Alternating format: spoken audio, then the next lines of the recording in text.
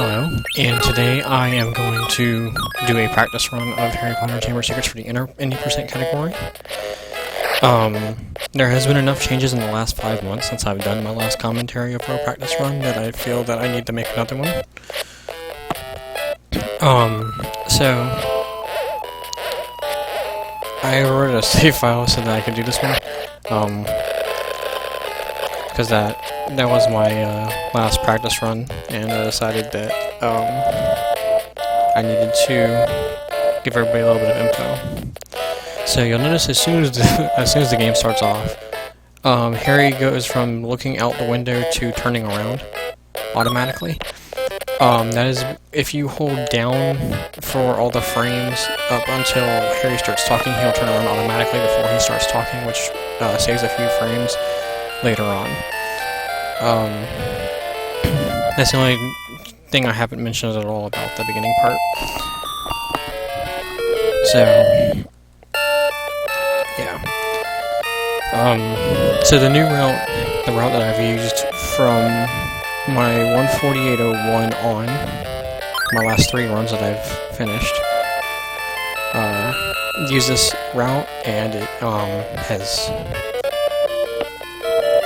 allows me to get a little bit better time, and I'm still unsure of how I saved 9 minutes over my 157, but whatever works, I guess. The other change I have made, you can't tell because I don't have my input showing, but if you can use the select button to also mash through text as opposed to just A and B. So I'm using select and B to mash through text just because it gives me better repetition than mashing A, B. I've also changed my controller usage. I don't use the keyboard to control the game anymore. I use an actual PlayStation 3 controller. It makes it feel easier on my hands, and also feels better. It feels more natural to me since this game originally came out for the Game Boy Color. I feel like I should be using a D-pad instead of arrow keys. In the beginning, I'm gonna start off slow with my movements so that I can explain things and how stuff's going on. So, okay. So, when we get to the burrow, we do things normally. We talk to everybody and go on. And you pick up the Wiggenweld potion and the Pepper-Up potion at the burrow. The Wiggenweld potion is outside at the crates to the left. And the Pepper-Up potion is in the living room at the bottom in the bookcase. Oh gosh, I have a fear of dying here. I'm gonna risk it. Okay, so please don't roll a 4, please don't roll a 4, please don't roll a 4. Good. Okay, sorry. So what we do here is we fight stuff at the burrow to get to level 3. And I'm going to be showing you all these boxes here, although that you don't see them during runs because I mashed through them. So everything in here is the same. Like, you use Vermilius, you cast Vermilius to attack things and whatever, and you get experience based upon that. Everything is the same, has a set amount of experience and a set amount of sickles they drop. I don't know all the sickle counts, I just recently noticed those, but the Whisk gives you 4 experience, the Vacuum gives you 8, the Toaster gives you 5, and the Fan gives you 5. And there's one other thing, isn't there? I don't remember now. So we cast Vermilius because it kills quicker. B, we need Vermilius cast for later.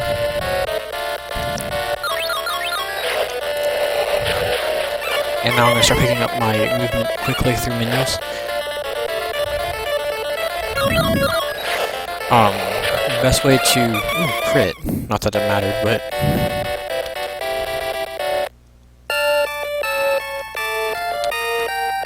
okay, so I'm at 9, 9, 13, and 5. Oh, the lamp. The lamp gives 6 experience, I think. Okay, so you'll notice I use all my romance cast, so I'm gonna have to use a pepper up potion here. Pepper up potion gives you 30 magic points back. Well, up to. They only give me 21 here because I'm at one of those 22. It is a good and bad thing that I didn't get that cast to go off on damage. It gives me a cast, but I had to cast again. But there's a chance that I can die now. If the toaster gets a critical, then I have a higher chance of dying. Now I have no chance of dying as long as I kill it in 2 hits. But the goal here is to get to level 30 as quickly as possible, getting as many casts as possible. And I used 6 before I leveled up. I've used 7 so far. I'm at the level up here, and I've used 4 off my pepper up. So I have a total of 17 casts, which is pretty good for the burrow. And we're also level 3. So here you'll notice I stand kind of a little bit away from Ron. The reason I do so is because the where you stand and talk to Ron is where you will be standing in the morning, so I can just walk directly to the left and out of his room, as opposed to going up to his face and talking to him, and I'll have to go down like half a frame and then go. You'll notice I'll hit the corners of the load zones on the stairs, because it's slightly faster to go there than to go into the stairs. And there it looked like I was mashing multiple keys to go quickly, but I was just mashing with B. That is one of the faster texts to go through in the run. There's like 4 sections of the run where there's multiple, where you can just mash a single button and be fine. I'll let you know where they are as they come up. So run-wise, recently my best run has been a 146.46 in game time, and I'm hoping to get that to a below 145. Since we're at mini games, I might as well explain how things are going. Here, what you want is you want Ron to be running to the center basically as the time is going down. And you want to mash A or B going up to the text boxes that pull up stuff about the game. And in this game, what you have to do is mash A and B and then just tap up and let go. The other game what you were doing was pressing up, down, left, right, or up, left, up, right, blah, blah, blah, and pressing A to grab Marin out of the ground. So since I'm 146.46, I have yet to get a run that has even come close to it. The time I overwrote was a 150.21. And that's the best run I've gotten that has finished since the 146.46. So I'm hoping that, within the next week or 2, I'll have a better run than that. Because I want to move on to 80% New Game Plus. Because that run will be about an hour and 20 minutes, depending on how high of a level I am going into the next game. So after you finish the gnome stuff, Mr. Weasley comes out, talks to you, and he gives you a book and teaches you a spell called Infamous. If you're new to the game, you use that on all creatures that we can learn their weaknesses and what they're resistant to, so that you can, of course, kill them quicker. But in this run, first off, not only do I know most of all of those, you don't even have to worry about any other fights, because you only have to do main fights and then dueling club per fights in this run. So after that, we go to the Nocturne, or we're trying to go to Diagon Alley, but we cough and we go to Nocturne Alley, and we overhear Draco and his father talking to some dude at the shop. And before we leave here, we go to this building right here. This building has an item that we need, a revive potion. That's all we need from that stop. And here you'll notice I'm barely talking to this lady. She gives you 16 sickles, and in this run the sickles matter a lot. That's why I pick a ton up during the run. You always pick up her 16 because they're free and easier to pick up. You just have to talk to her 3 times, so that's a little bit tedious. So what we do here now is, once we get in the Diagon Alley, we're gonna have Ron join our group, and we're gonna go to the Quidditch shop. We're gonna pick up the free sickles in the shop. Want to see how many we get? You're hoping for a 150 or higher. 151. In case you didn't see that, so that's pretty good. Alright, so you notice that we have 208 sickles, and there's also a little bit of lag there. That's the only downfall to being on emulator, is that you, there's a little bit of lag in places you don't want it to be at, but that's fine. The reason why you buy that jersey is so that you can get this football card here, and you take it to here and give it to this guy, after you get done talking with him. This is another spot where there's fast text. So here you're going to give him this football card, he's going to give you this misprint card, and this is going to be part of a trading sequence at Hogwarts so that you can get the Dragonskin Cloak, which is probably the most vital item in the run. And once we do that, then we go to the alleyway, and we start casting to get Ron leveled up. Now, the reason why we have Ron using Pack Rat this first turn instead of having him cast is because we're guaranteed a Pepper Potion from this fight now. Each creature only drops one specific item, and in Diagon Alley, there are only 3 things you can fight. Now, those are gnomes, rats, and bats. Rats and bats give you Pepper Up Potions, and gnomes give you wizard cards. And so, unless you can manipulate what wizard cards you pick up, there is no purpose in trying to use Pack Rat on them. You also notice that Harry's using Vermilius instead of Verdimillious, like he used to. The reason for that is because... And we get a Ron level up. The reason why we use Vermilius instead of Verdimillious is because we're going to get all the Verdimillious casts anyway. This way we can get more Vermilius casts out of the way. And if we don't have Vermilius cast by the end of Diagon Alley, we'll have it by the end of Walking Willow. You have to talk to this lady whenever you come in here to fight the purple frogs.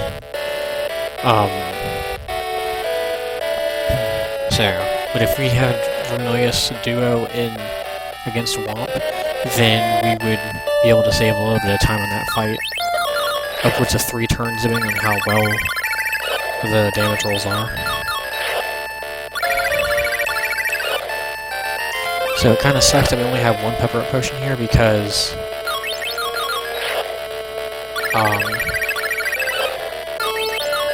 even though Harry levels up during this fight, it still is bad because we only get 2 Vermilius casts out of this fight, and these things do not drop Pepper Up Potions. So we might have to leave to go heal up.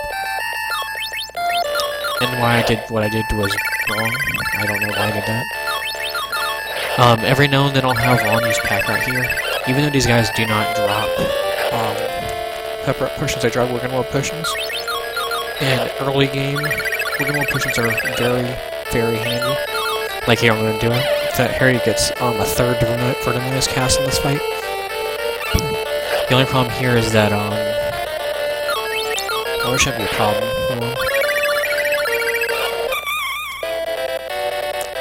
We may run into an issue. But we'll see.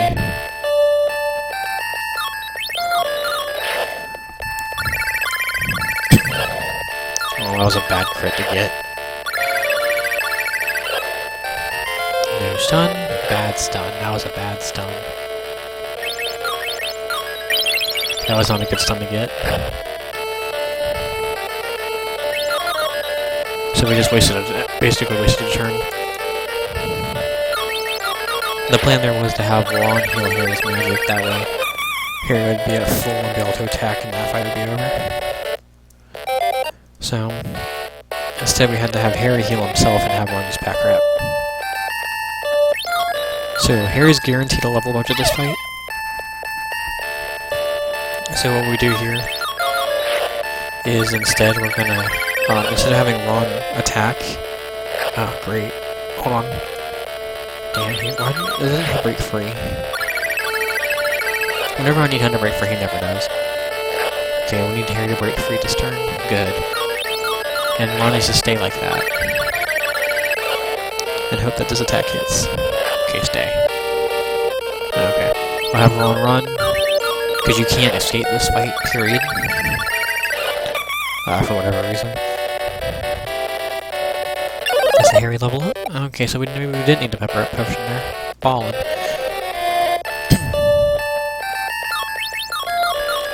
So let's see, we got 2, 3, 2,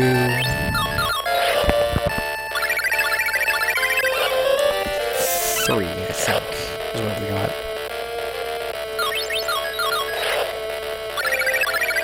So we're at 12 right now.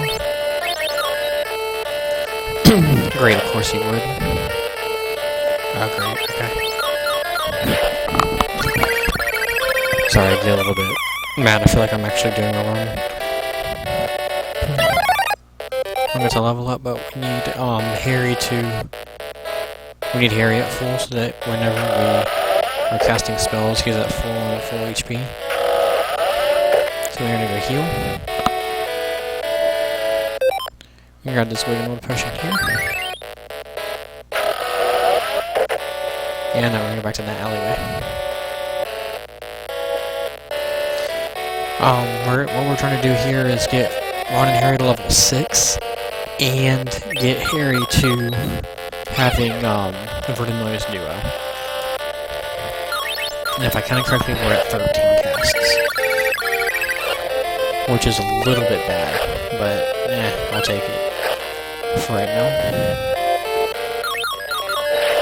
So if you're doing a run right now, you want to be at, like, the 15 to 16 minute mark at this point. So that,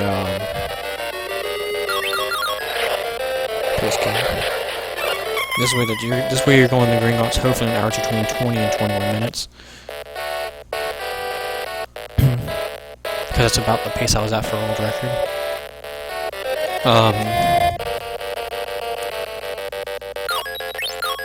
Alright, so there are 3 things in this fight, so what you want to do is you want to kill 2 of the 3 in this turn, and then have Ron use Pack Rat and have Harry attack in the second turn. So we get 2 pepper potions and a wizard card. The wizard card isn't that big of a deal, but the pepper potions are. So the more of those that we have, the better. We're also taking almost no damage, so that's pretty good. So what I'm going to do here is I'm going to bank on Harry not leveling up here. And wasting pepper up potion. Alright. Okay, good. Whew. I look like an idiot. So, anyway.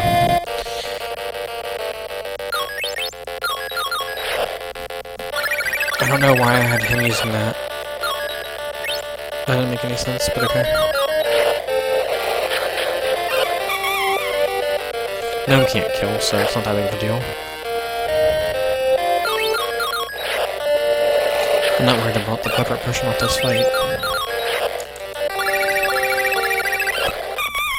So the reason why we're worried about pepper potions and things like that, oh good, Harry level up, is because throughout the run we have little money to worry about that kind of thing. So what we do is we gather as many as we can at the very beginning of the game, so that way we can focus our energy towards getting things like we get more Grand Potions at the end of the run, and Revive Potions, since Revive Potions fully heal all of your HP and things like that.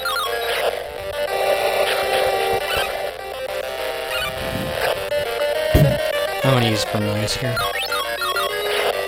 This is guaranteed kill anyway. Oh no, it wasn't. I use the slowest spell around here. Which conveniently for any percent New Game Plus is what you use against Draco.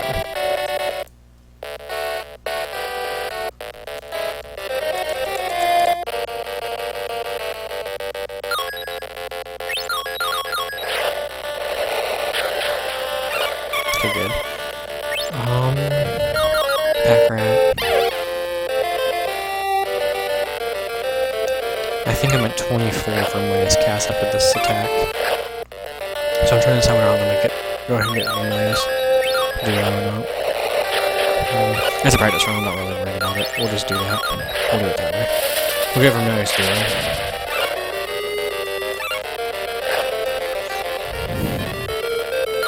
This should get it so I won't have to worry about Vermilius.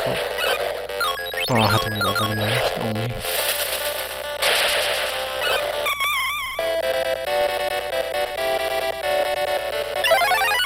Yep, okay, I was right. Okay, so now that Harry has Vermilius duo, we don't have to worry about getting that for the rest of the run.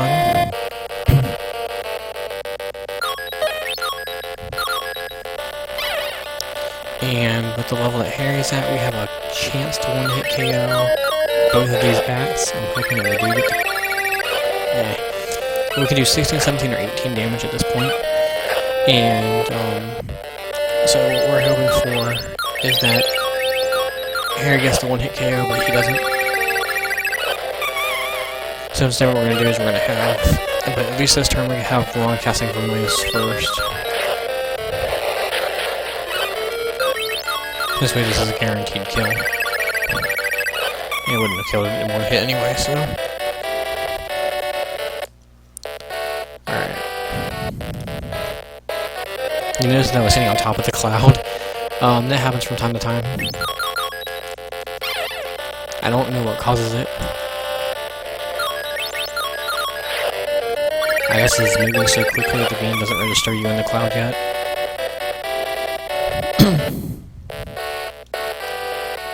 Here we're going to check to see how much experience we need. We need 31. Conveniently, for in-game time, the pause menu does not count towards it. So, you can check things all you want. It's just not good nor bad. But do it that way, so...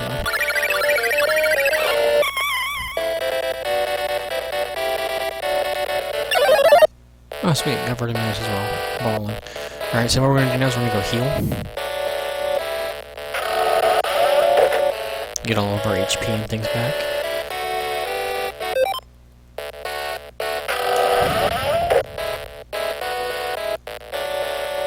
Come on, lady. Alright, now as soon as we enter, we'll go straight to the left and grab sickles from here. 144, and 151. So that's 195, plus the 16 we also got free. Or 295, sorry.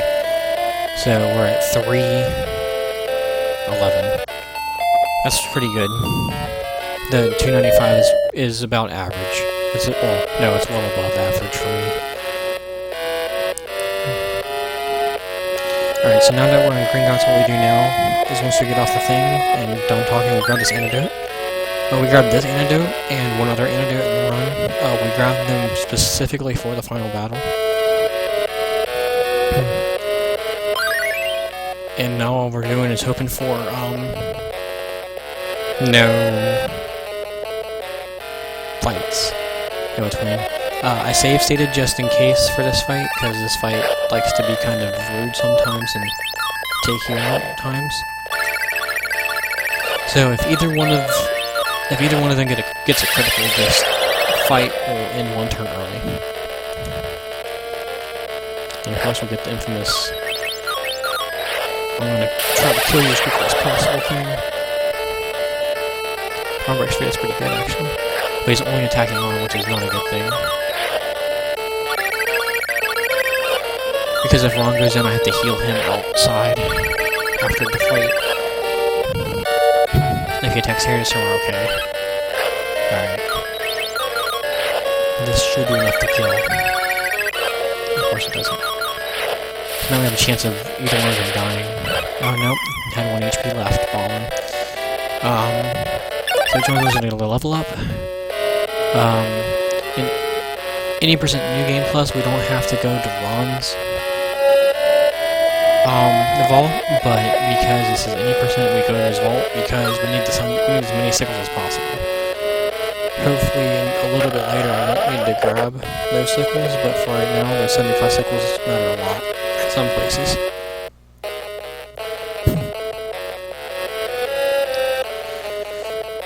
So once we get all of Harry's money, we go to the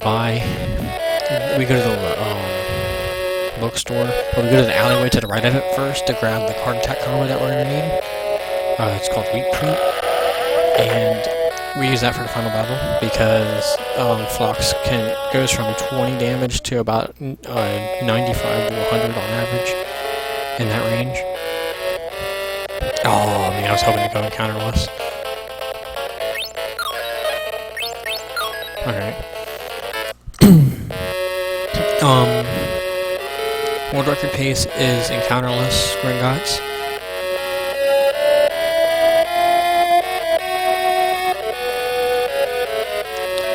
And now we're gonna leave Gringotts, and we will be heading to grab our heart attack combo. We don't have to get healed because they both lived. And we will be fine for right now. We have Vermilius Duo for purposes of showing the damage output if able to be collected before getting the Womp. I call Womping Willow Womp. And that's the heart attack combo we need. That is weak. You have to collect the heart attack combo, otherwise you can't use, of course, the 3 cards, even if you have all 3 of them. So you go buy your books, you go talk to Hagrid and everybody. This is just a select B or select A mash.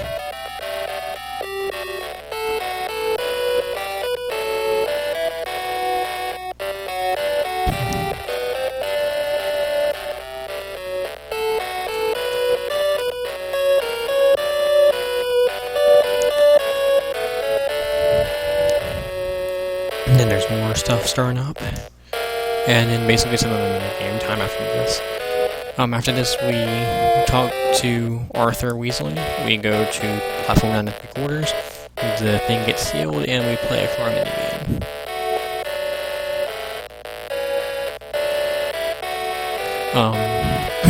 All the pickups that I do make are picked up if you have the time to pick all of them up. If you are doing a run and you're trying to go for world record pace and you think that you don't need to pick up a specific item, then don't pick it up. Sometimes they're not needed to be picked up, just to be safe on time. My 146.46, I don't pick up 3 items, so as opposed to my 146.50. That's not where I saved my 4 seconds though.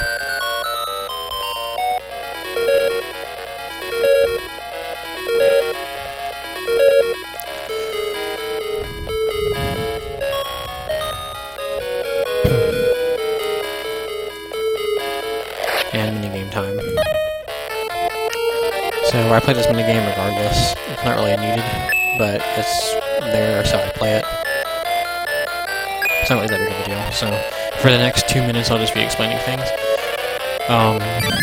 Basically, all you do here is once you get out of this, you head into Whomping Willow, and you fight Whomping Willow. And that fight is hopefully going to go in your favor. I have never lost a run to Whomping Willow, so I don't think it's that big of a deal. Now, anybody who's watched all my runs or any of my runs knows that the final 3 fights are the more important fights, and the strategy behind everything is pretty optimized until I can unless I figure out something else that goes on. The major change that has happened since my last commentary, which was in August, is that I, instead of being level 13 at Aragon, I'm level 14 now, because during my 148.01 I had extra time as opposed to my 157 to get some more experience, so I went for it. And I went to level 13 and leveled up to 14 after Crab and Goyle, which allows you to be 19 at the Basilisk, and I think 15 or 17 at Lockhart. Oh, I barely got that coin.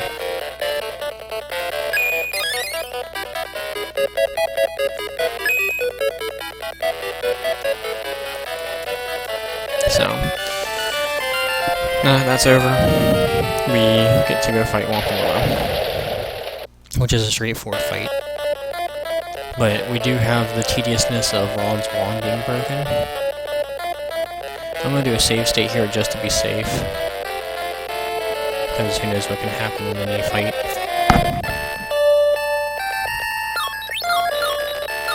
The Whomping Willow only gives wizard cards. And you notice there the infamous backfire, which is amazing because it takes away a fourth of your health, rounded down, of course. So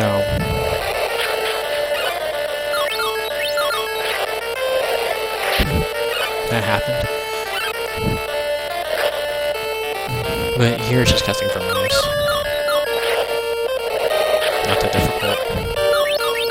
And because of really how good this fight goes, I think I saved 2 turns on that. And everybody gets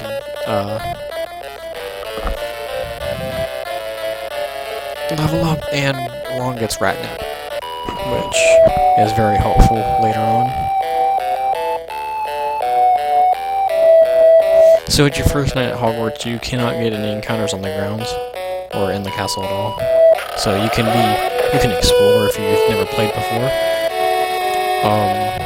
Otherwise, it's just getting to the castle as quickly as possible.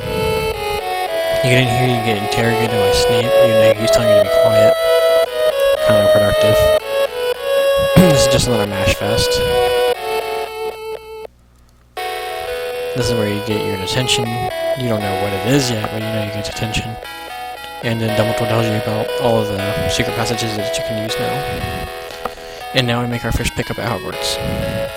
And we want a Grand Potion. This heals 100 HP and is extremely useful for, well, because we buy a ton of those at the end of the run. As many as you can get free is amazing. We've already gotten 2 free. So movement here is, I guess, specific. Not really. I mean, just make sure you don't bump into things. I don't know really how to describe my movement, it just sort of happens. You just want to be tight around your corners, I guess.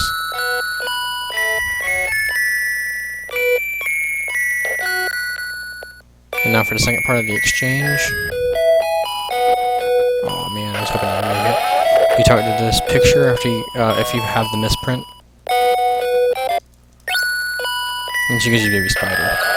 In the morning you go to Hagrid's to give him the spider, so that he gives you a spiked collar. Now conveniently, at this current time in the game, you could buy Revive Potions at the shop, but... And what's the point of breaking your shopping trip into 2 parts?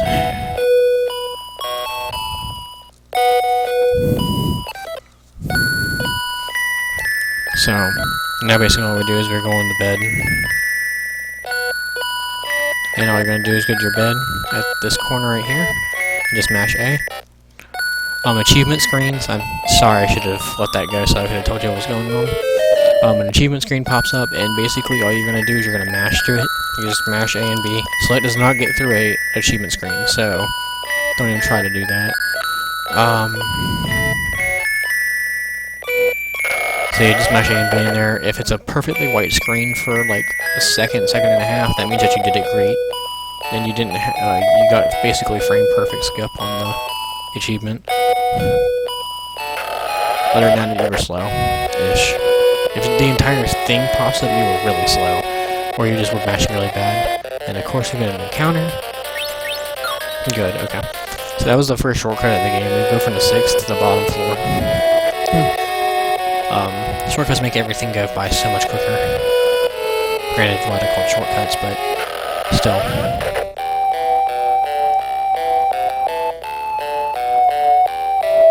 So now we're gonna go to Hagrid's. You give him the Baby Spider, and he'll give you a spiked crawler. There is a Revive Potion in his cupboard right there.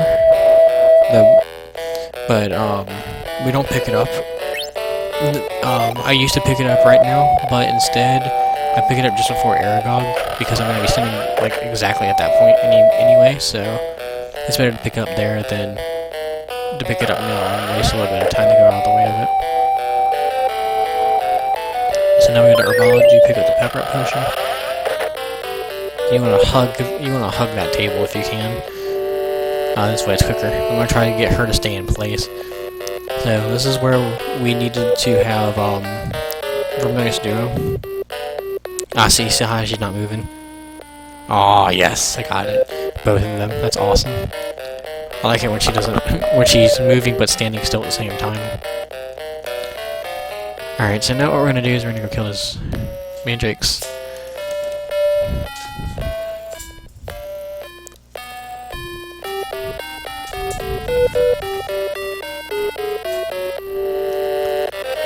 Alright, so the first mandrake is basically really close to the beginning, and all we do is we cast Vermilius Duo to kill quickly.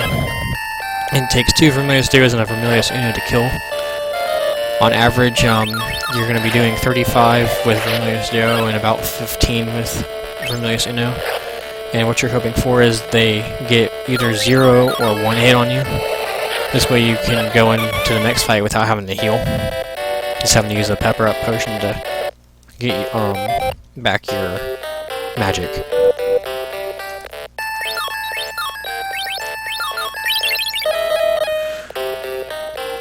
If you pause right in front of encounters that are in front of you, then they disappear and they go to a different spot on the map.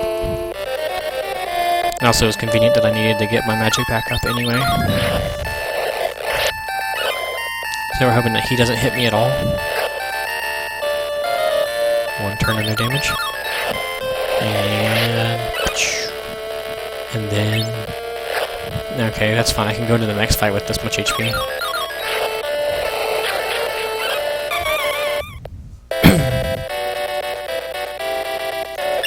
Why do I level up there?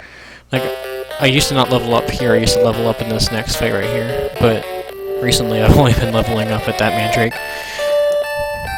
So we're going with everything full against this guy, and all we do is cast Vermilius Duo. Contrary, you can also use Flipendo, but Flipendo is a slower cast than Vermilius Duo.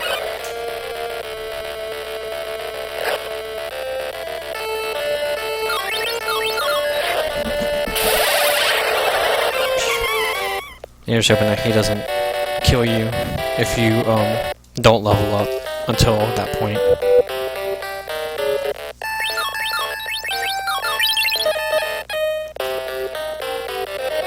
We heal magic, and then we go into the next fight. Vermilius Duo, Vermilius Duo, Vermilius Uno. Oh, never mind. We're using all Vermilius Duos, aren't we? This is pretty bad because you want to keep 13 of your magic for the next part of the next major fight in the run, because you want to have Incendio. But instead, what we're gonna do is we're going to use up all of our magic here, and then we're going to heal our magic in between here and going to face the Trigula Sap.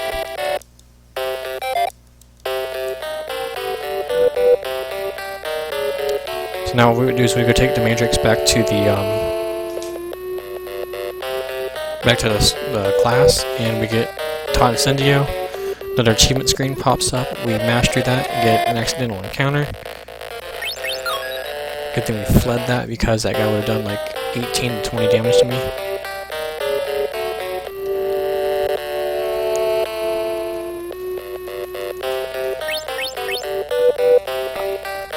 There's Incendio. Master text. Master achievement.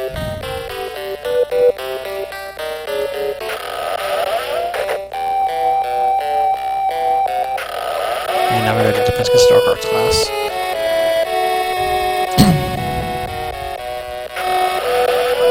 So what we're going to do here, instead of going from all the way to the 3rd floor, we're going to go take a shortcut to the 4th floor and go down to the 3rd.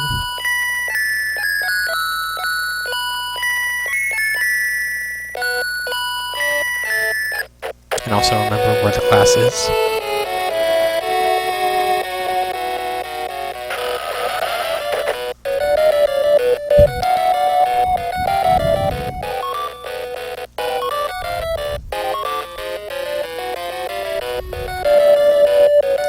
is just another mini game that's gonna pop up. It's gonna be catching pixies. And in my last run, I had a sound glitch where at the end of this, I guess I had a frame perfect sound glitch happen or something. I'm still unsure of how it happened, but anyway, this sound went on for 47 seconds and probably gave everybody a headache. But I'm glad I was able to fix it during the run, otherwise I would have gone bonkers.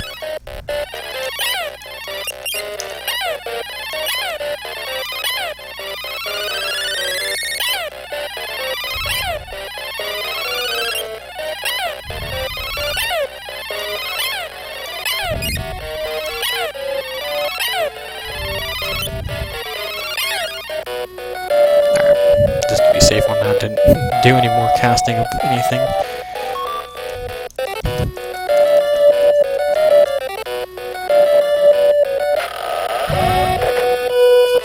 And now we go to Quidditch, which is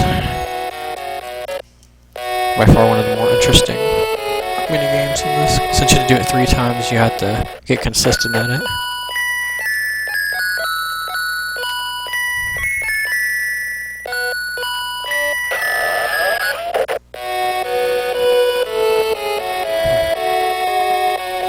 Alright, so the movement pattern I take outside is a little bit quicker than the route I used to take.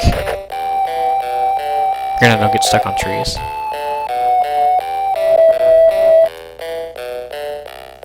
No encounter pop-ups, that's good. And good, no encounter pop-ups. Alright, another quick tech smash.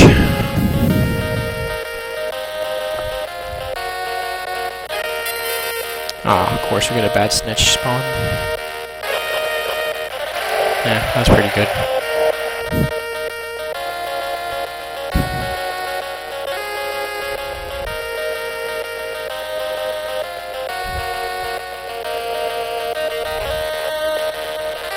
So there's another tech smashing area.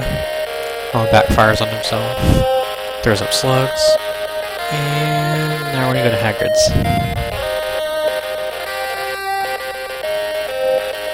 Interestingly enough, you cannot get encounters while one is sick. So I could take the time to heal my magic here, but instead what I'm going to do is I'm going to wait for encounters in the garden. One of the last like 4 to 5 runs I've done in the garden, I haven't gotten an encounter where I had to pause to get it out of my face.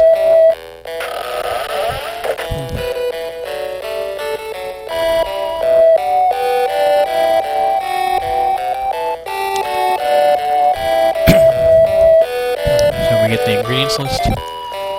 Ronley's our team for right now, and Hermione and Harry go to the garden full of dangerous things that you only fight one thing of.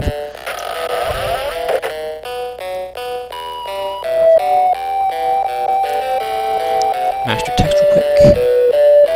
Mashing A. Also, this movement is really interesting in particular. I still don't know why I do it, it's just sort of, it feels naturally faster.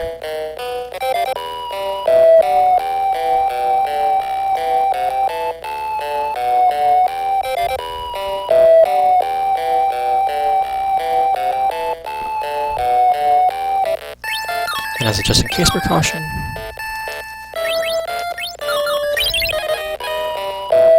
although here is more than likely going to level up here. And of course we get Hermione paralyzed, which is not good because she does more damage than Harry does. Although I should probably have save stated before this fight, but we're banking on Hermione breaking out. And of course, boom. So if we get a crit, we save a turn and a half. Half a turn, meaning that one of us doesn't have to cast.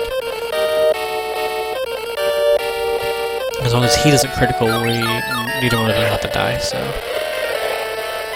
And there we go. This should be a Harry level up. And it is, so now we are level 10.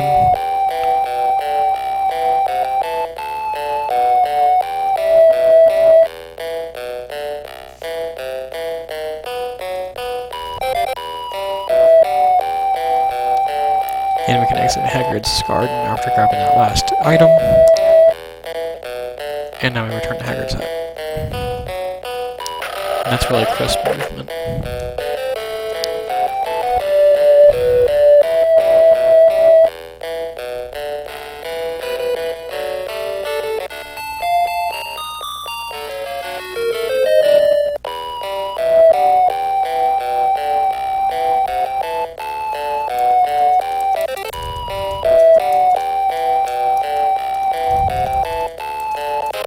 Achievement screen. And now we're going back to Hogwarts.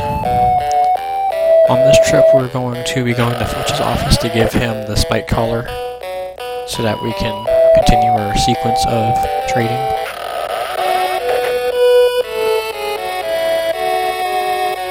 And also grab a blood potion.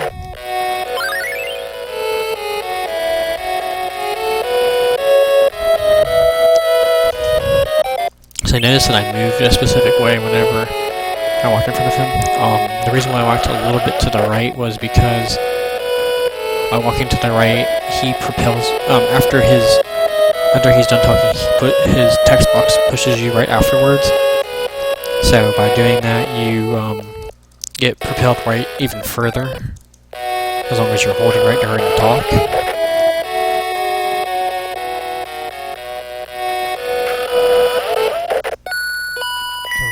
And that means that you get to leave the room faster.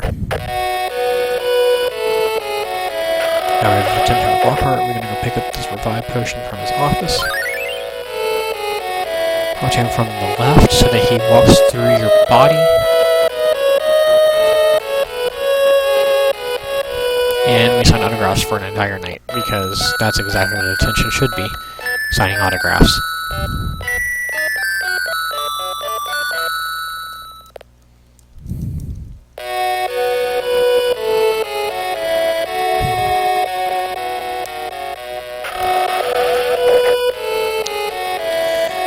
Alright, now since that we have finished that, we're going to go to the dueling club, where we will attempt to level up super quickly.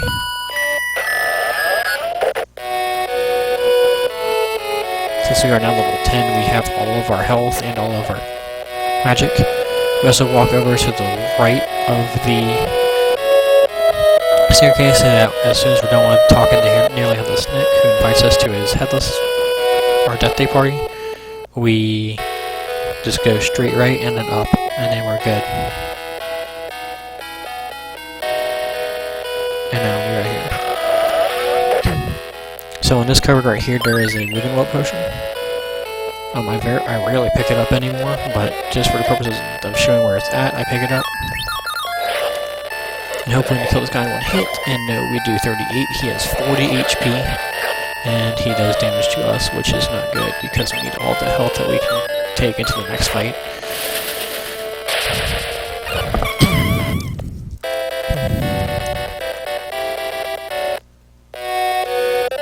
Wizard card, second year student, and we're hoping for a critical, or 0, that's even better, 0 level. So this turn never even happened.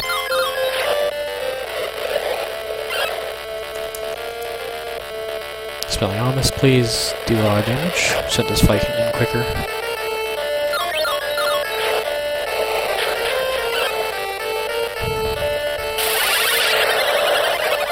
Good. Okay, well. So what we do is, whenever you die, you get to go right back and fight them again. If this is the first time you fought them, otherwise you have to mash through text and press A again to start off the fight.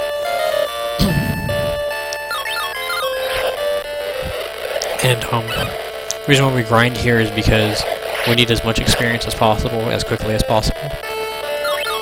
Since the way the game levels us up is the current level that we are at times 13 is the amount of experience we need.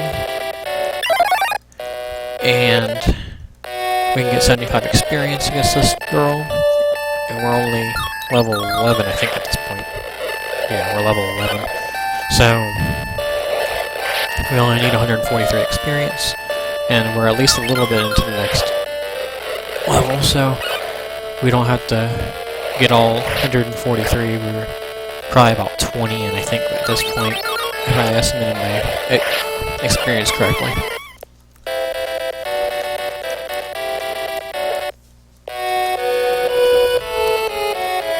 So just enough to cast one Incendio against this guy. And as long as we do 40 damage, we're good, and we do 38 again. But since we didn't kill him, we want him to do damage to us so we can die quicker in the next fight.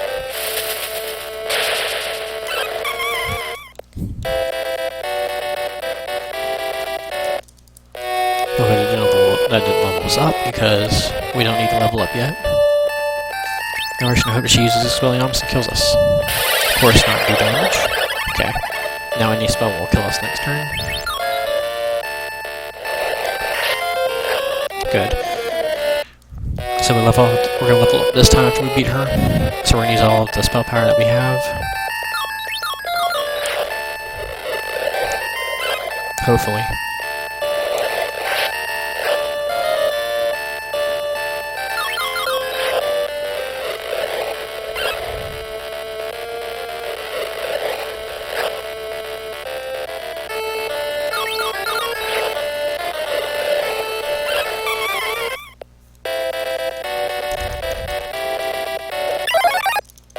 Level up.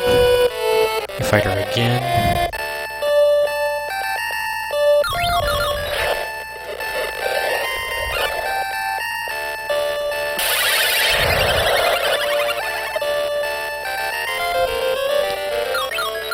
We just keep doing this until we get to level 13, basically.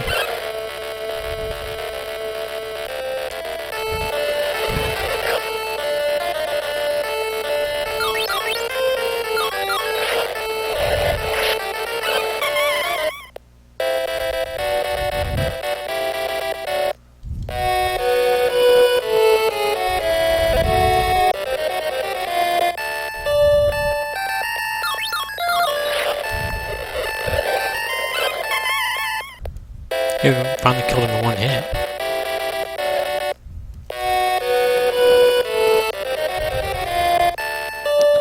And she should be able to kill us in one hit, aside from Vermilius Duo, which uses the longest animation attack to try to kill me.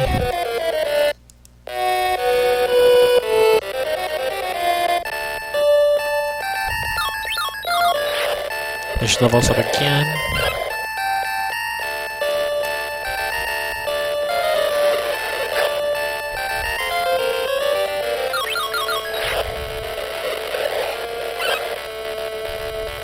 Don't use fire, that's good.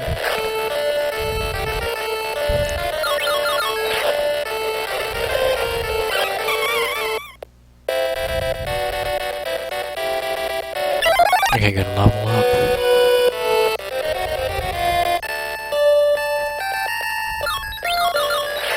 Now that we're level 13, what we're going to do is we're going to cast twice.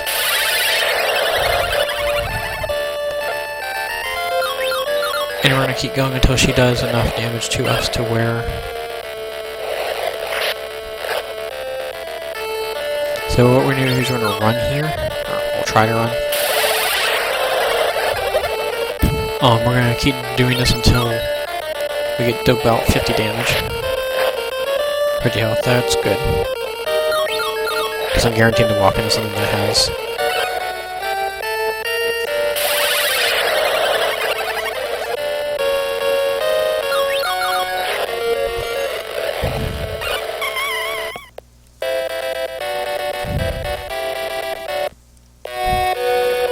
And the reason why we did that one is because A, we needed to get damage taken out for the Draco fight, and B, so that we could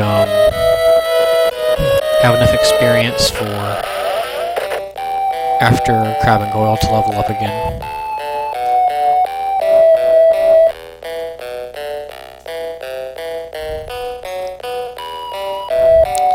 So now we're heading off to Quinch again. Because, that's what we gotta do before we go to the Death Day party. And this is an okay spawn. Basically all this is figuring out where you're going, holding A, and then mashing B as you get close to the snitch, so that way you grab it.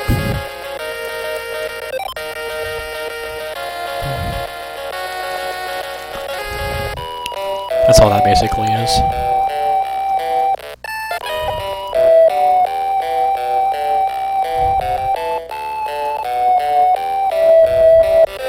Of course.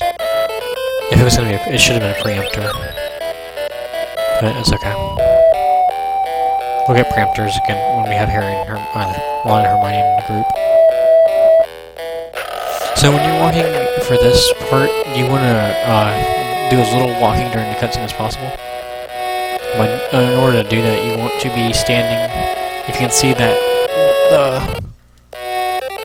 there was a tile but just behind me that was blue. If you are standing just to the left of that, that's where you need to be standing. That's about where you need to be walking to guarantee almost no movement during the cutscene, or to start the cutscene.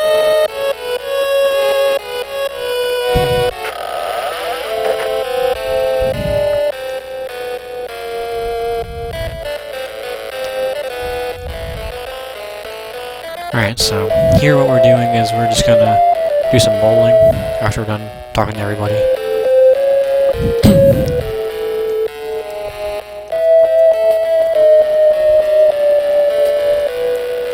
Bowling is my least favorite of all the games because there's a little bit of RNG depending on how the ball rolls.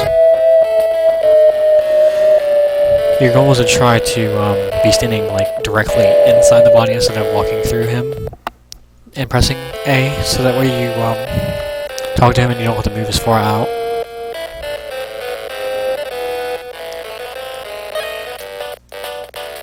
So I moved a little bit to the left whenever I throw my first ball. This is the way, generally how it works is if you're a little bit to the left or a little bit to the right, you generally throw a little bit more to that side more often. You just don't want to get strikes or gutter balls, because every time you do that, then there's an extra animation. And of course, no third roll in the 10th frame. Those are the three things that you don't want to have happen.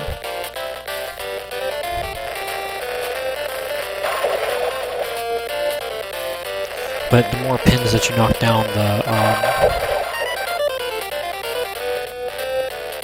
less lag there is the second roll, which means the ball can roll quicker.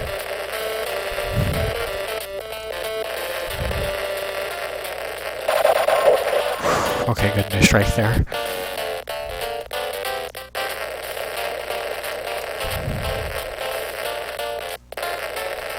Now this one's got a little bit more optimized than I anticipated it to be.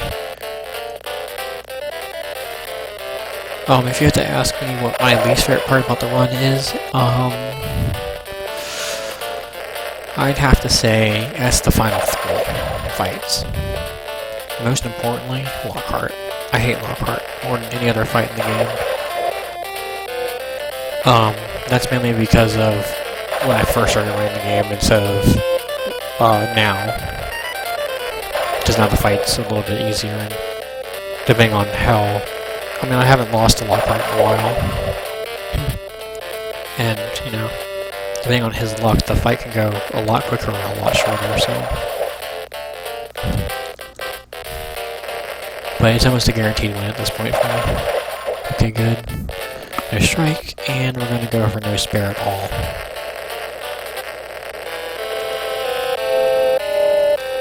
Alright, so now we're gonna have what I call as the voice.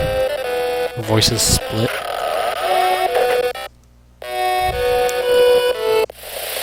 You want to be near the middle of the walkway out. I had a bad problem on that one. You automatically get repelled further to the right whenever Harry turns around there.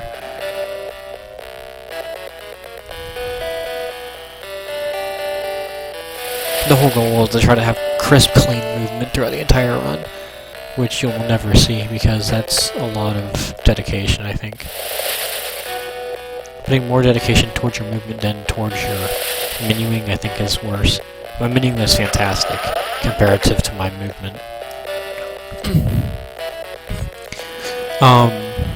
Basically how this run works is it takes a lot of practice. A lot. Like this route here, after my 148.01, I did like 4 practice runs to see how much that changes the outcome of the run. Being level 19 as opposed to 18 can save upwards of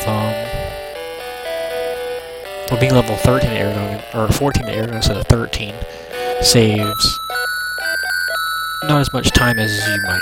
I mean, it doesn't save as much time as I thought it was going to, but it still saves enough time in my eyes that it makes a difference.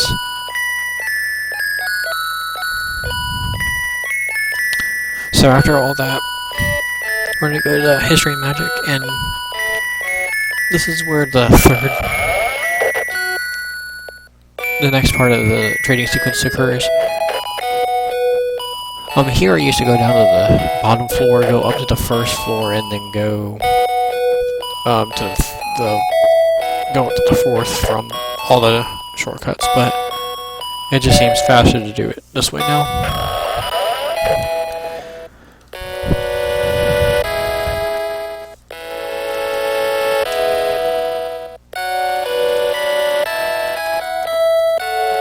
So we're talking about Chamber of Secrets, blah blah blah.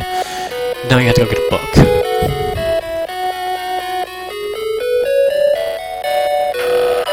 I'm actually going to test this movement here. Going down to the first floor, you go up to the second. So you go to the library right here.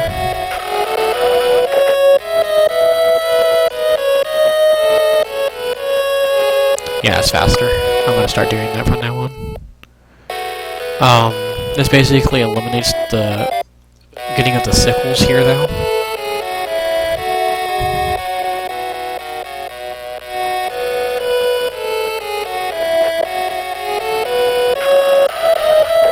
We still have to trade with this girl right here. Now we want her walking to the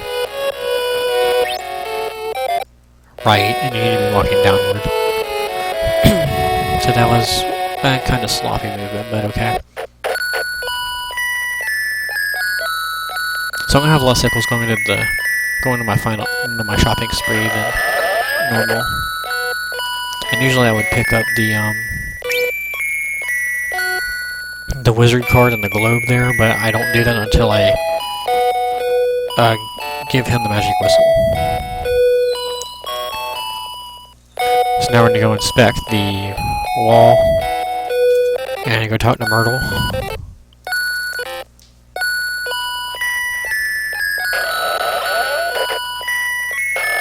You go down to the first floor, go up to the second.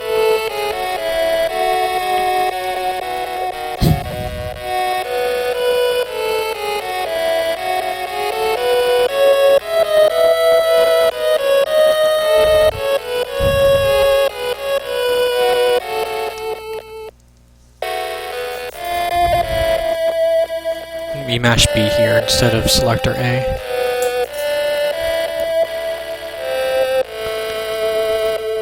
You notice how close Ron and Hermione are? If you talk to her at the very first possible frame you can, which I think that is, while she's in this, while she's in her toilet place, stall, there we go, sorry, then Ron and Hermione are really close to Harry, and they don't have to move as far to get back into the group. This is executed in multiple places. And it saves a little bit of time. There's a little bit of the optimization that's gone into this game. So never need to talk to Hagrid because he's supposed to know how to do this sort of thing. Because Hagrid knows how to do everything, obviously. But it's going to turn out he doesn't know how to do it, so what we're going to do is we're going to go to McGonagall's office.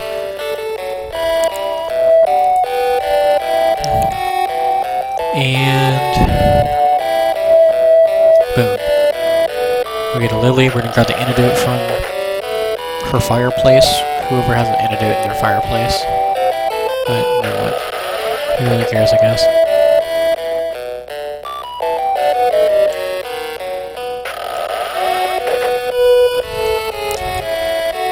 So now that we have all the stuff that we have going on, world record pace at this I think is just over an hour for this upcoming split.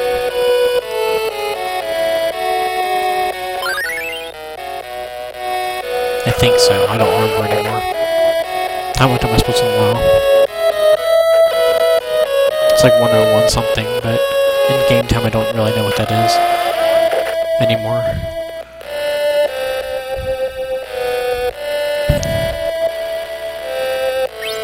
And you taught one of the more useful, one of the most useful spells that we use in the run, and that is I call it the poison spell. I don't know how to pronounce it. Then we're told to go back up to the common room.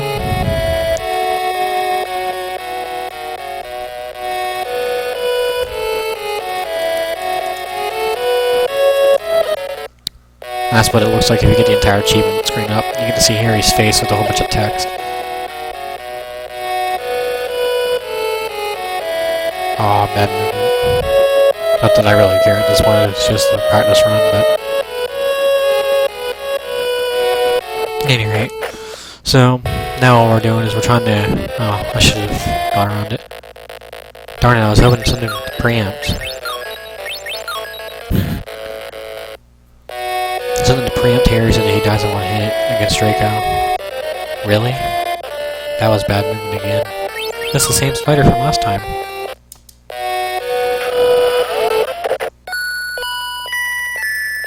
So we're going to go to the common room, we're going to deduce that, oh, we need to figure out who the heir is. Well, what better way to do it than to turn into Crabbe and Goyle and try to talk to Malfoy.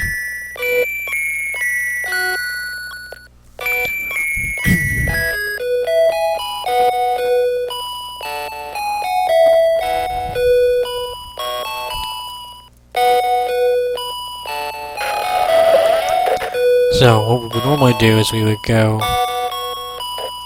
We're just doing it in a different order this time. Well, this is where we do all the exchange for all the items that we need. And ultimately get the Dragon's Cloak. So based on his move, it depends on whether or not I pick up this first, or talk to him. You just notice that I'm walking away from him again. Because of his movement, that's how I did it. If he was moving towards me in the beginning, I would have talked to him first. And of course we get you moving away from me. So I'm gonna talk, you're gonna talk to my back. So convenient that both of those guys are on the same floor.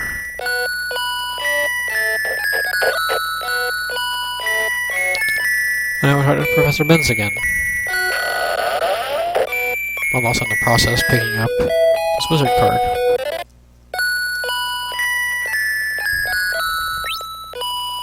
It's a little bit harder to get this guy because he's standing still. So there are a couple places to put on this coat. But generally you're gonna have some lag because I'm on an emulator. So what I'm gonna do instead is I'm gonna apply it here. And that has a little bit less lag than usual, for whatever reason.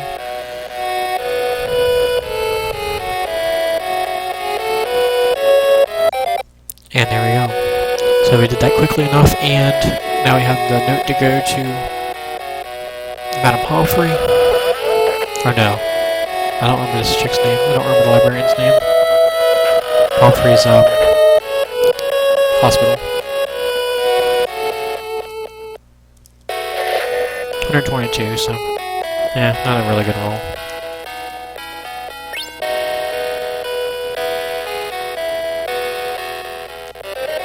Preemptor? Darn it.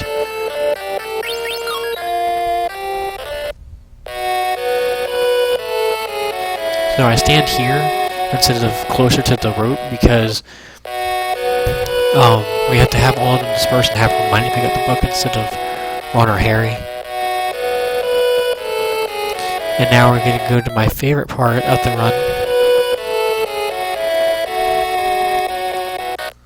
This is the game for Slytherin.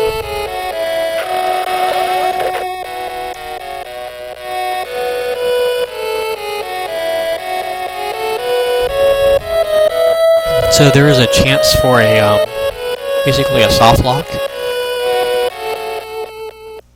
I'm gonna try to do it the first time around.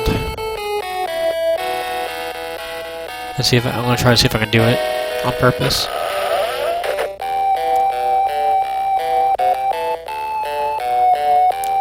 I think everything is position is determined before you get into the Quidditch pitch, or just before you, or just after you enter the Quidditch pitch. So I'm gonna save state here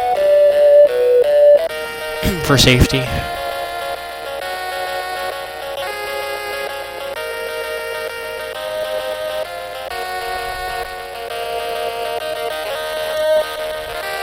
If I get a good bludger spawn, I can soft lock the game. See if I can do it. Come here. Come here, snitch. Aw, man.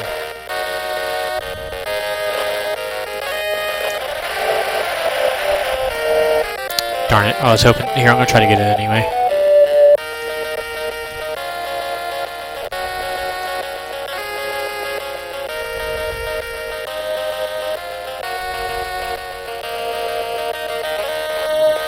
If I can't get it within this try to the next one, I'm not going to worry about it.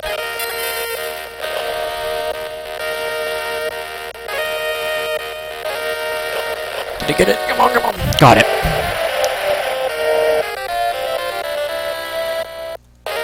What? Why did it? Oh, okay, that's weird. That never happens.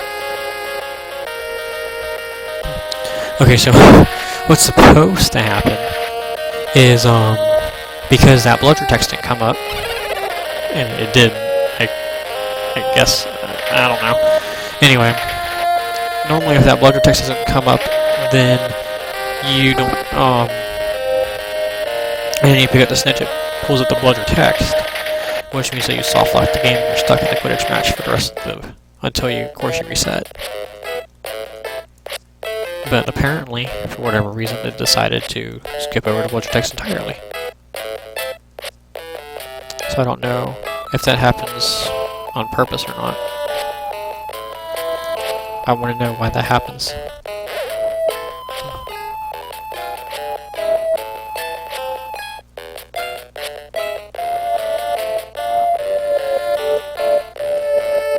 That's kind of curious.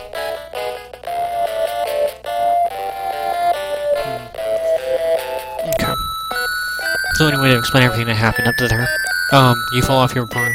Lockhart tries to heal you, but instead makes you a completely rubber mess and just takes out all the bones in your arm. You have to go to the hospital and grow back your arm. And yeah, pretty much. So then you spend like a week or so in there trying to get your arm growing back.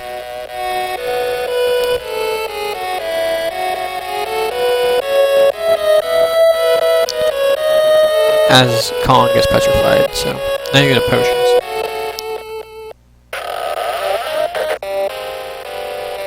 And now I'm hoping that I get a preemptor attack, because otherwise the Draco fight is going to be really slow.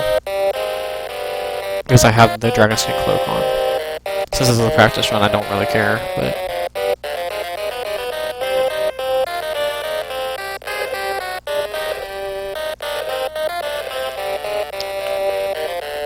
Sorry, the commentary's gonna get kind of lazy at this point because of, there's not much to talk about anymore. Because there's such wide gaps between everything that's going on. So in the storeroom, ooh, preemptor? Please be a preemptor. Do a lot of damage to Harry. 1? Really? Okay. The Instant Cloak is kind of strong, I guess. So,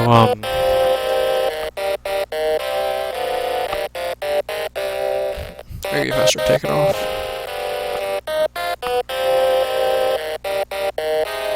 I'll take the slowness of the fight. Whatever. He wouldn't kill me in one hit anyway. Not this range of HP unless he used Expelliarmus. So anyway, we're in the storeroom, and the reason why I do everything in the order it is because it's out of habit. I did it when I was like 9 when I first started playing the game, and that's how I've just been doing it ever since I started doing the run. It makes everything, I don't know, it's just sort of how it works in my mind. I don't know if it's faster or slower or whatever, but... That's what I do. You gotta grab the broomsticks. You can grab the skin first. Then you get over here and grab the bicorn horn.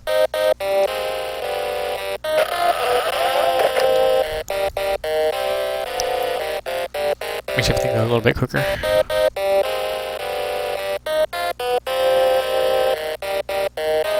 And now we're gonna go fight Draco. And also for my favorite line of the entire game. I can't prove you caused the disturbance in my class just now, but I suspect you did. Okay. The reason why this is ironic is because Ron, Harry, and Hermione are the only 3 people in that class. So why on earth would you suspect that he did it and not actually come down with the penalty? He's like the only person that could have done it. How much sense does that make? So anyway, we're gonna go fight Draco. Draco's probably gonna take 3 turns to kill us, just for the simple fact that he's not gonna do any damage 1 turn and do minimal damage on Expelliarmus. This is my guess. Okay, this is what I'm gonna guess. He is going to use Expelliarmus. Oh no, he's Incendio Duo. Oh, Ballin still killed me in 1 kill. And also I say Ballin a lot, I'm sorry. Sort of what happens.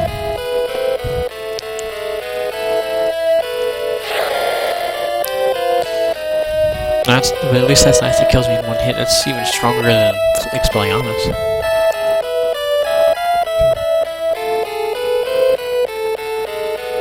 And now we learn Expelliarmus, which is the most important spell on the run, by far.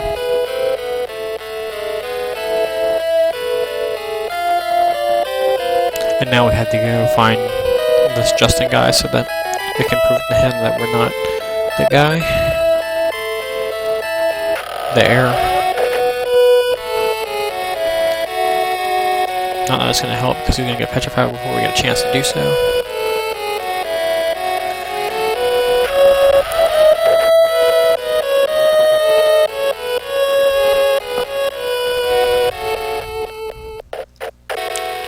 Also, I was thinking about doing an 80% New Game Plus commentary walkthrough, but that run would be way more boring than this run, by far. Like, it would just be running through the story, not doing anything else. So, I decided against that. You'll see it when I do my run of it soon. So, just against Petrified, Peas decides to go, oh, of course it was Potter that did it. And, you know, McGonagall comes and is like, guys, just chill out and stuff. Whatever. Now I go to Dumbledore's office.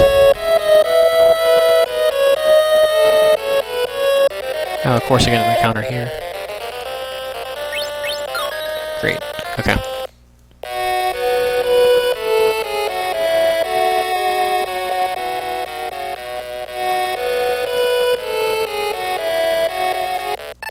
Great, I got it. Perfect. Right now we're in Dumbledore's office, and this is just mashing through text and going, oh, blah blah blah blah blah blah blah blah blah blah blah. If we were using the Merlin deck, this is where the Sorting Hat is where the card attack combo that we need is located. But since we're not using that deck, we don't have to worry about it.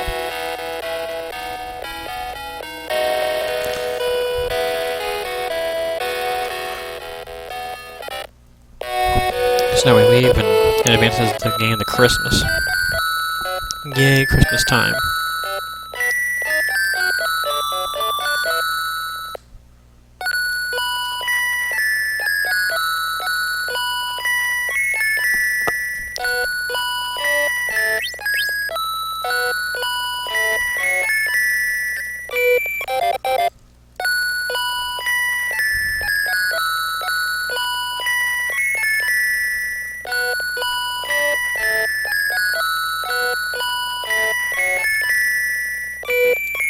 And now we're gonna go fight Crown and Goyle.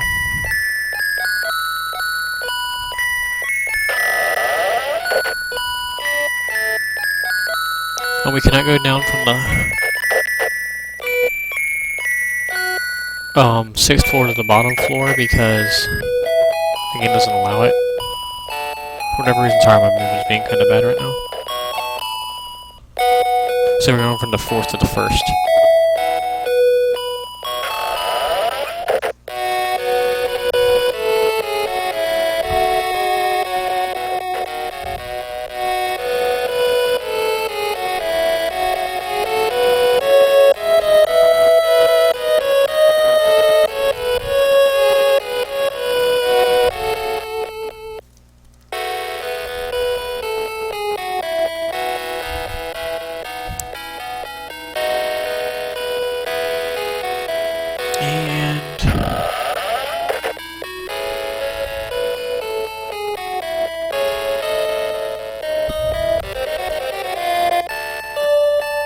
So all we do here is we're going to be casting, Expelliarmus to kill these guys. Well, normally we would...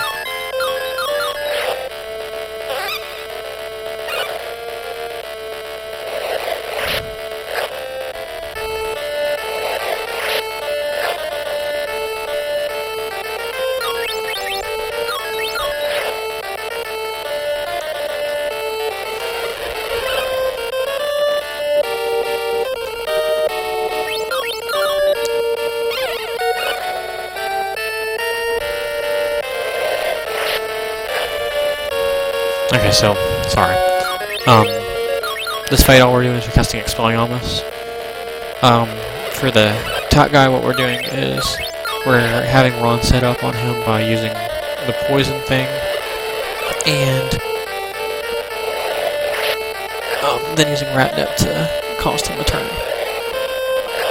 So that's 35 free damage. And since these guys don't heal their poison, we don't have to worry about them doing anything like that.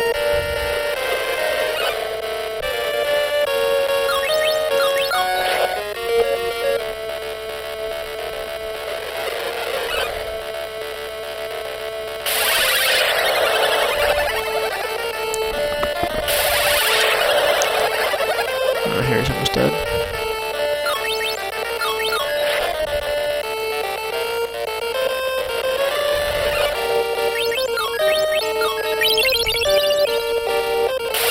So what I'm for here is that they kill Harry so that we... Please kill him. Of course not.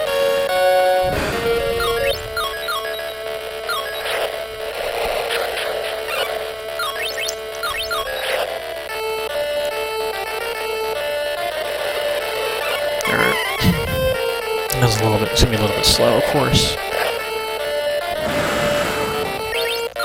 But the moment I heal Harry's magic, they're gonna attack Harry, so it's gonna be a lose-lose anyway. Never mind, I guess. They're just gonna keep attacking Ron. Oops. Well, as long as he does 0 damage on this next attack to both of them, we're fine.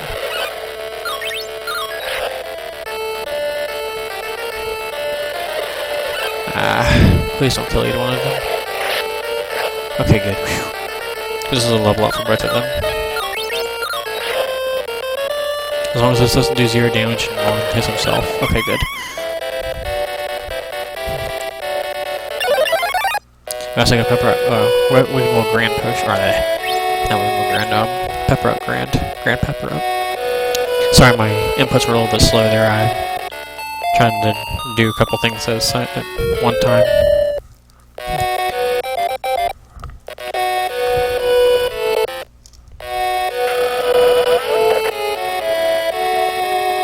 So now what we're doing is we're going to go back up to Hermione,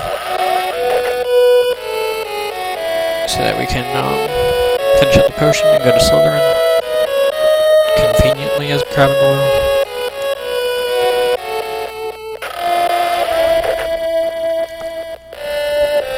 You also notice when I'm talking to her that I'm going to be starting from a little further distance away.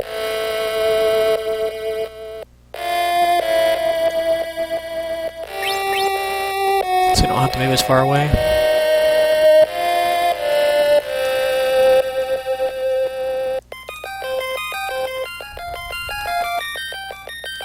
And here we go.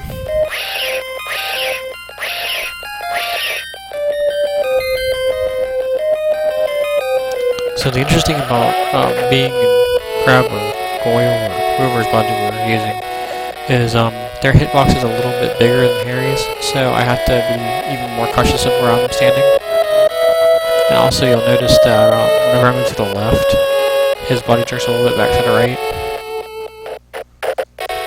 I do not understand the concept behind that, but whenever it does it does it, so.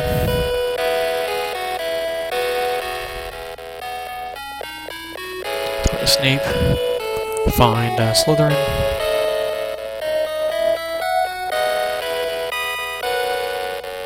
Master Text. Talk to Draco. Master Text. Go in here. Since I did not have to use a revive potion, I don't have to pick up the one here.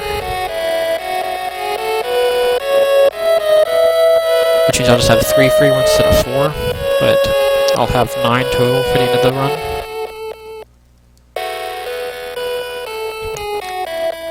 And now we go back to Hermione again.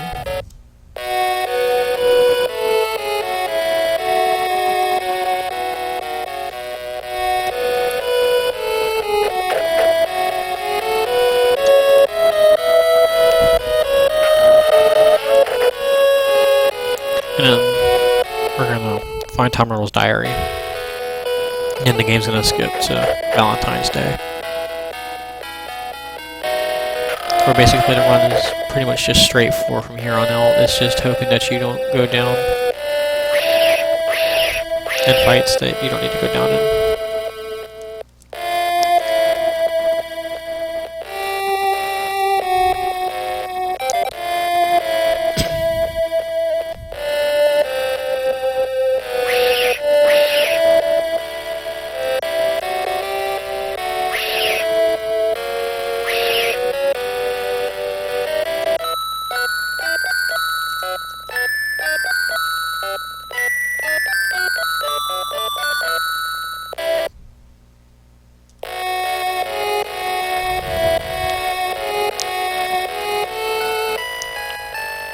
I wish this wasn't just all mashing text. I wish that there would be some fights in between here and places like that, but what can you do? I wonder there was a way to skip things like this. Make things so much brighter and easier on me.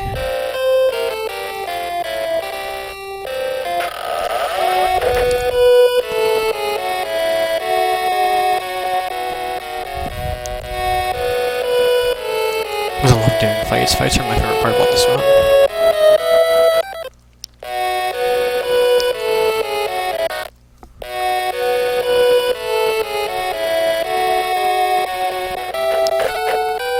And now the music.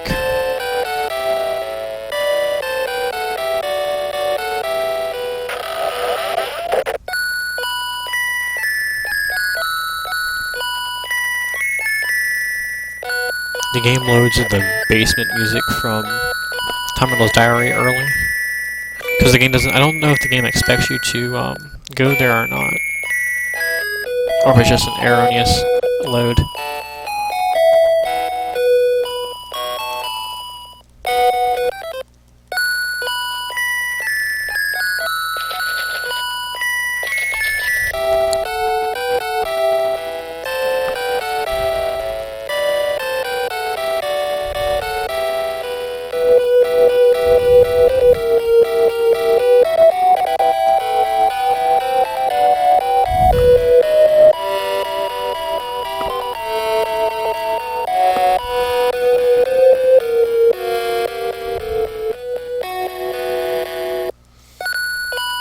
Blah, diary, blah, blah, blah.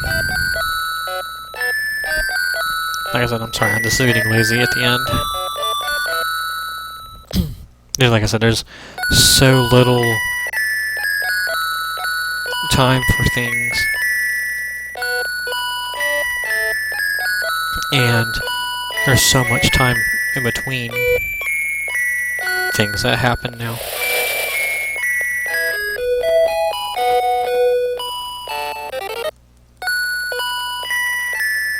My bad. Yeah, it's me not paying attention.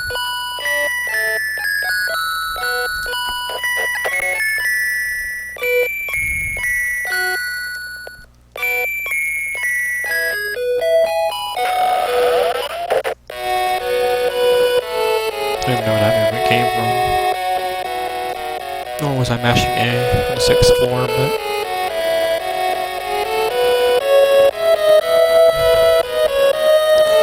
I'm thinking this is a practice run on a room when I would have reset like an hour ago.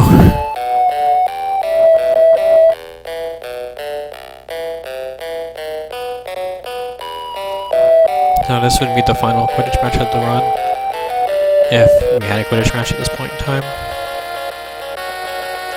We're not going to have one, so...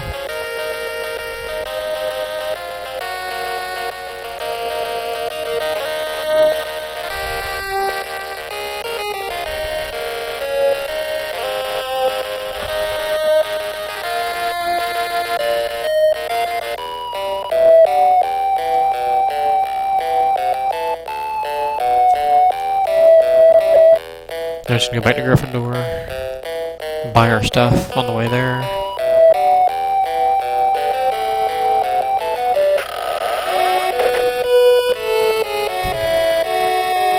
And this is where the end of the run starts, the final gauntlet.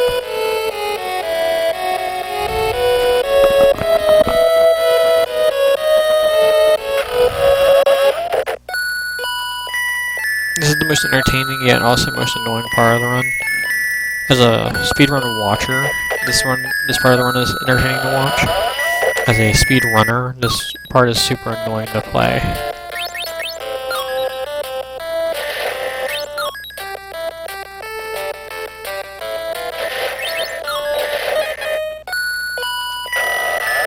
Alright, so I bought everything that I'm gonna need, and I saved. Well, I kinda had to save, but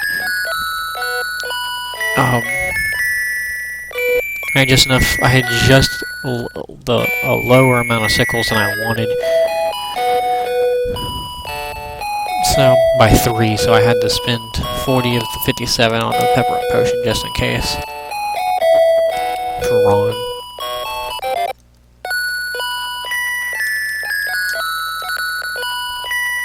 Also, I could go shopping right after this, because the shop is open, to prove it is. It is open after dark, but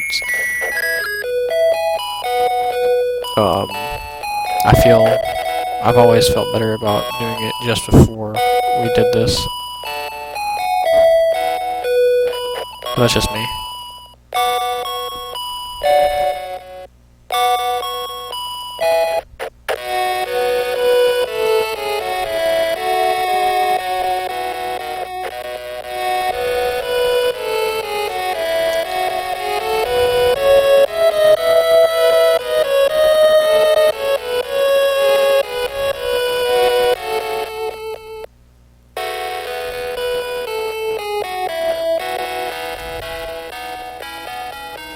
To be honest, I did not pay attention to see how many Ravenwald Grand Potions I bought.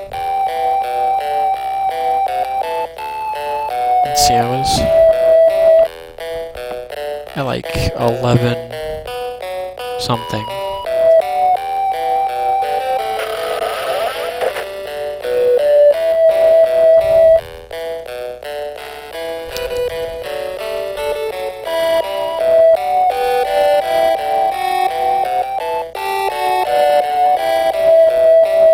Okay, so there was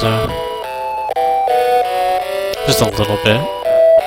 I don't remember. I spent over 1,000 sickles, so it was at least 17. Which means I have like 20 in total.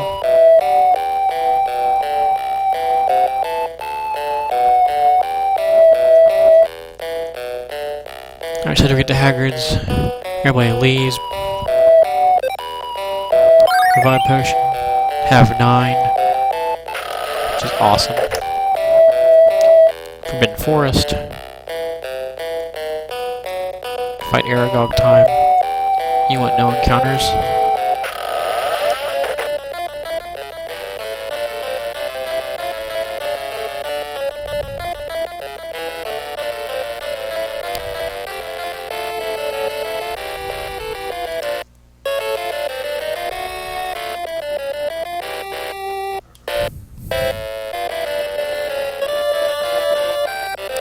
course, you'd have a pop-up. Good. But, the entire premise of being at least level 13 going into Aragog is to be able to take 2 hits from him and be able to and still be fine.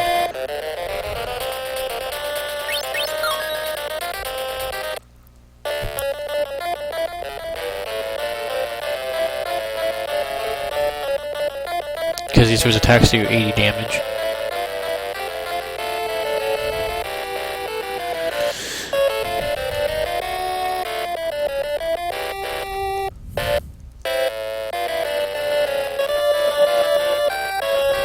I'm gonna save state before this fight just to be safe.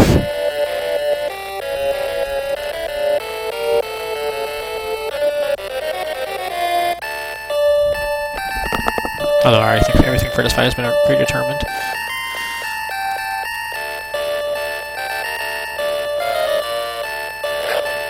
I have to get my head out of the gutter because the other day I was just finishing up my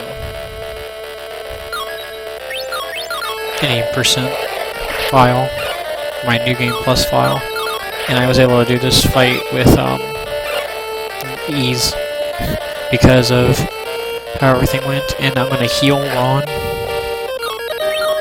Well, Ron's gonna heal himself actually. Oh yeah, that's plenty.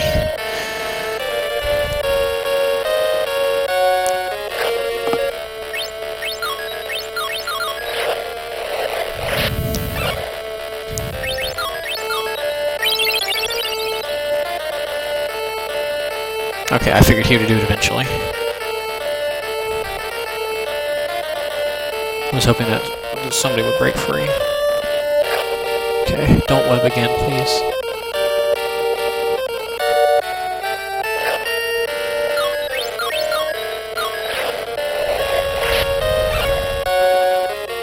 Oh, this is not good. Oh crap, there's a chance to die here.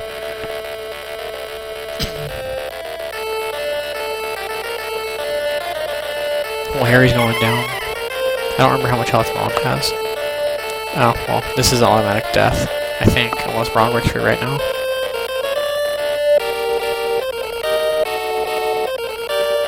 Oh, okay. That was death.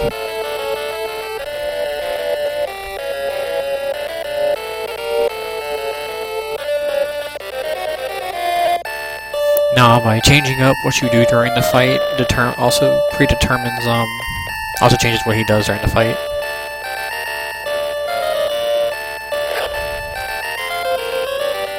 So everything that's going to happen is going to be the same from last time, until I change something specifically during my fight tactics.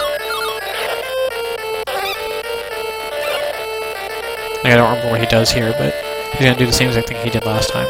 Oh, he's going to attack Ron. So what I'm going to do is I'm going to kill Harry, and have Ron do the 20 damage. And maybe he'll attack Ron and kill him instead. Let's see.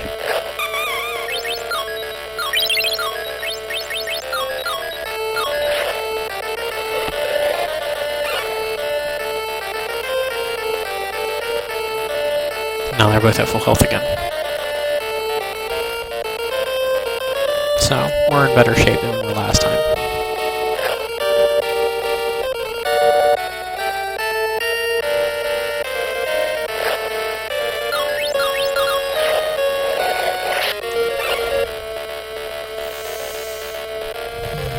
And of course he webs again. So he needs to attack Harry twice and have Ron break free from this. Ron needs to break free right now. Good. Now you can attack Harry. Good.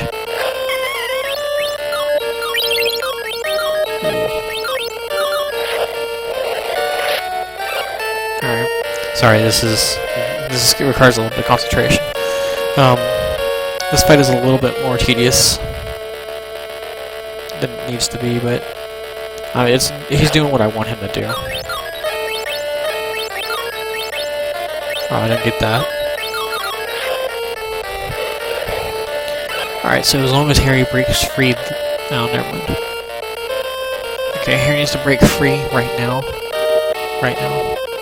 There we go. You can attack Ron and kill him. Of course you can. This is going to be a little bit annoying, but we'll see how this goes. Attack Ron and kill him? Of course not. Okay, we're going to save state here for... We're going to see what happens. Good. Now Ron goes down. Because they're both going to level up after this fight. But we need both of them to be alive after this fight.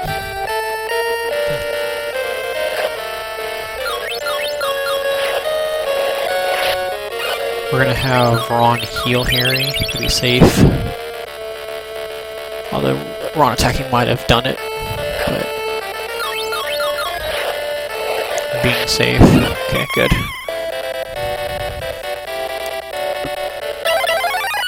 So they both level, we get a revive potion out of it. Yeah, wow, what happened there?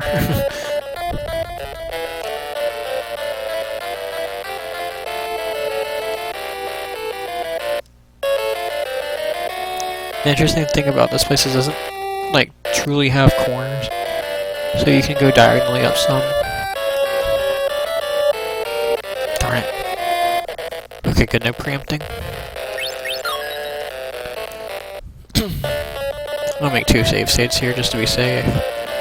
And then there's a Grand Pepper potion to pick up right here.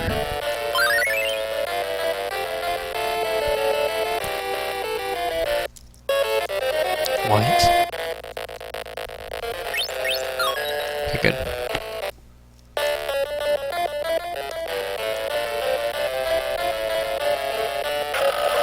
And now we get to be free of the forest.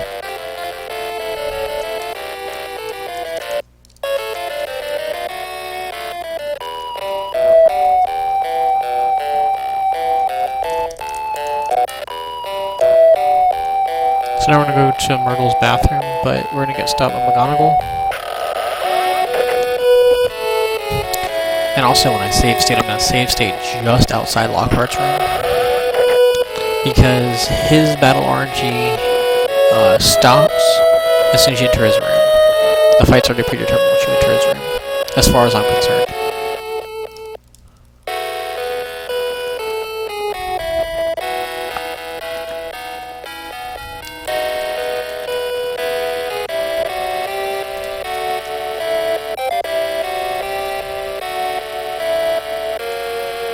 Also, if you need to spot the Grindin, the door up to the right up here, and you can see the little line too, the little opening in, right here, is a good place to grind. There's a lot of really strong things in there. So I'm going to do my save states here. I'm going to save state 1 and 2 here, and I'm going to save state 3 during fight if I have to. So Lockhart fight, since they both leveled up, we're going for a little bit of luck, hopefully, here. So we go poison. Hoping he doesn't heal it first turn. And just Expelliarmus after that. This is the move you do not want him using because of that damage right there. We're going to try to go one more turn of him trying not to take out the poison. We need to keep the poison on there for as long as possible. And that's going to kill Harry's. Great. So what we're going to do... I've never had Harry die that quickly, to be honest. Don't heal poison yet, please. Thank you. Why do you keep casting that? Good lord, man. He never casted that much. Maybe throughout the fight, but never in a row.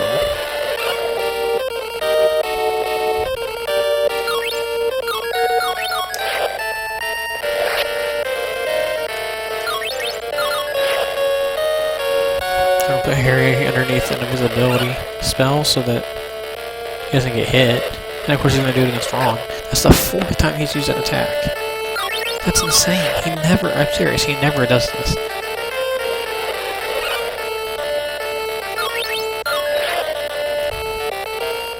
This is crazy. Now he heals the poison. Alright, this is where we're gonna start saving for.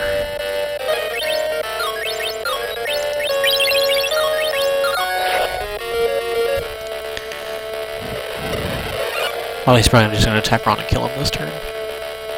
Oh, this Lance is gonna kill Harry.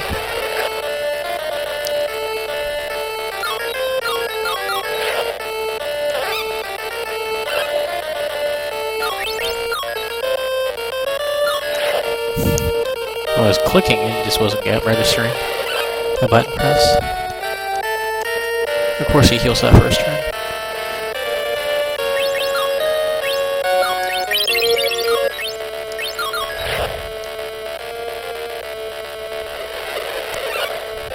Alright, everything is going pretty smoothly currently.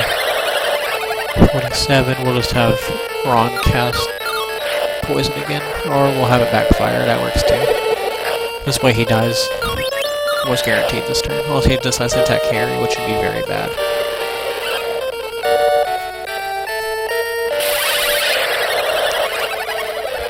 Okay.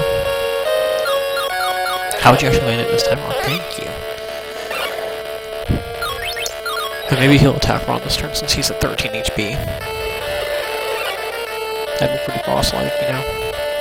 Thank you. Please kill him so I don't have to worry about him. Of course not.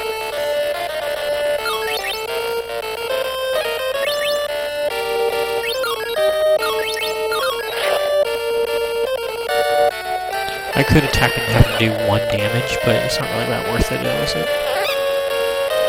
That'll kill him.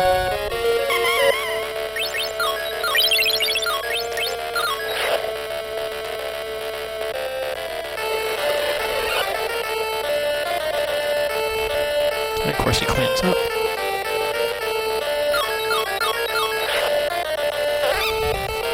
That's okay now, isn't it? We're gonna heal Harry's magic this turn.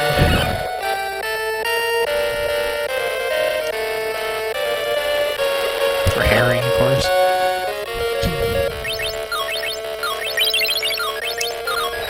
And you notice that I didn't use all my pepper up potions, which is quite nice. But it's nice to have them for reserve in case of dire emergency. Because I've had a couple runs almost die because of not having pepper up potions at the right spots. Actually had a couple die because of pepper potion. Ooh. That is a very timely crit.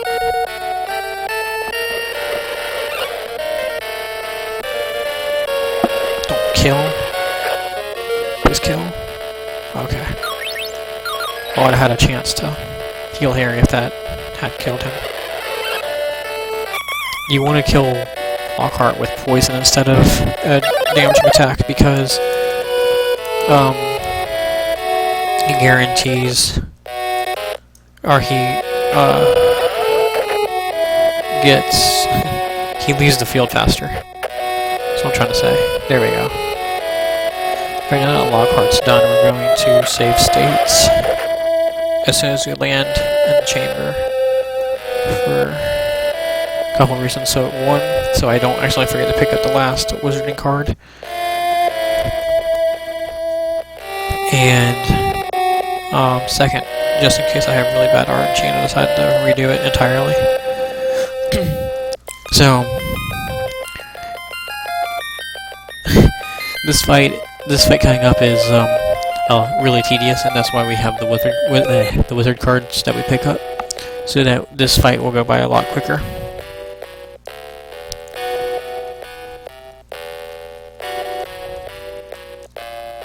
So this is our first save state that we're going to make.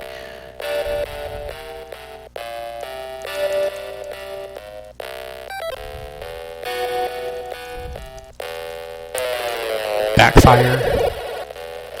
Rocks fall. Get to lose Ron. Although that's not big enough of a deal. And good. Good spawns. Definitely good spawns.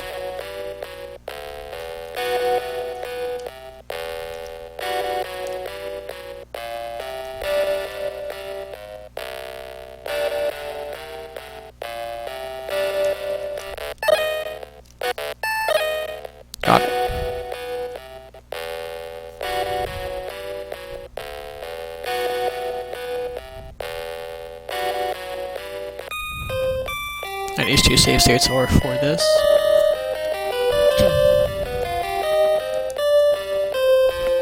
It's better to be over Ginny's head, because that way Harry's closer to the spot he's gonna walk to.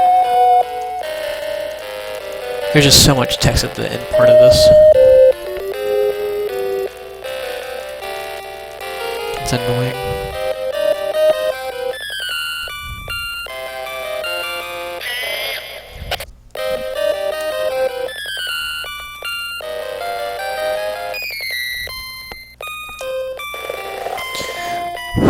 And here we go.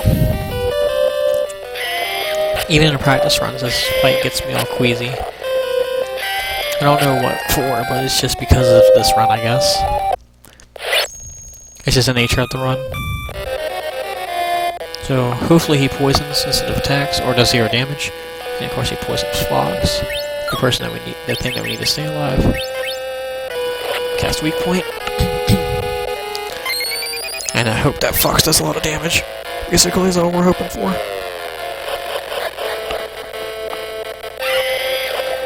That's good. Now attack me only, because I can heal, Fox can't. Okay, good.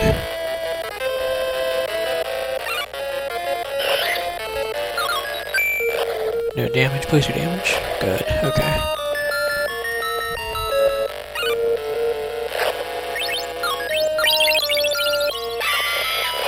Okay, as long as Foxy's doing damage, you're okay.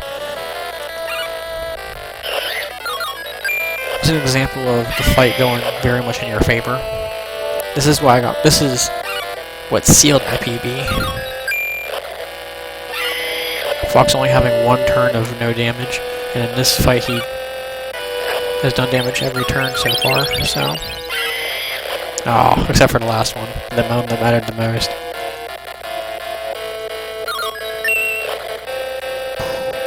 GG.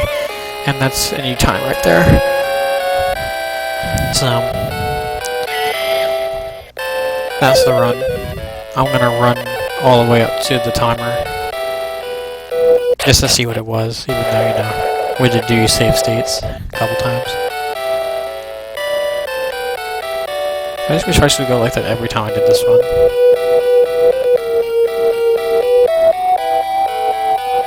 Make everything so much easier on my behalf.